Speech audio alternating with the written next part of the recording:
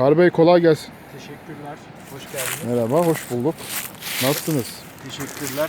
Şimdi bir ateş başlatıcıyla doğada Evet. çakmağınız olmadığı zaman, ateş yakabileceğiniz bir durum bulunmadığı zaman nasıl ateş yakabileceğinizi anlatacağım. Evet. Öncelikle ateşi yakarken şunlara dikkat etmek gerekiyor.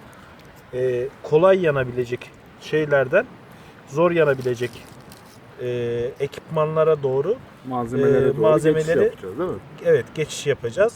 Mesela şu tüyler çok kolay yanıyor.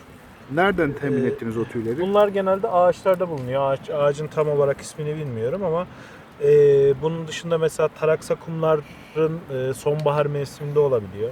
Evet. Kuş ağaçlarının kabuğu da Kuş benzer ağaçları etki. evet olabilir. İnce kurumuş yapraklar da benzer Bunun etkiliyor. dışında küçük böyle yetişebilen küçük otlar var. Bu otları kullanabiliriz.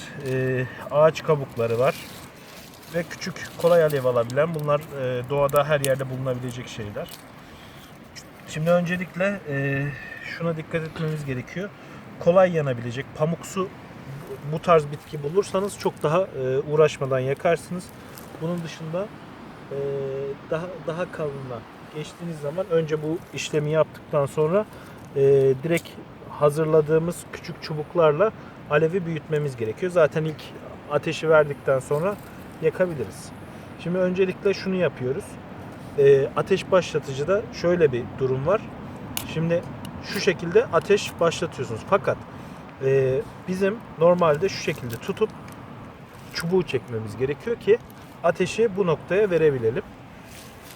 Şimdi deneyeceğiz. Evet. Vay. Gördüğünüz gibi yanıyor.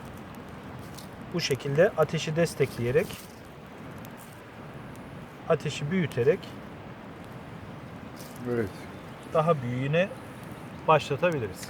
Evet, ateşimiz yandı. Büyük Üstad teşekkür ediyoruz sana. Rica ederim. İyi eğlenceler diliyoruz. Bu gece burada kamptasınız anlaşılan. Evet. Kendinize iyi bakın. Teşekkür ederim. Hoşça kalın. İyi günler.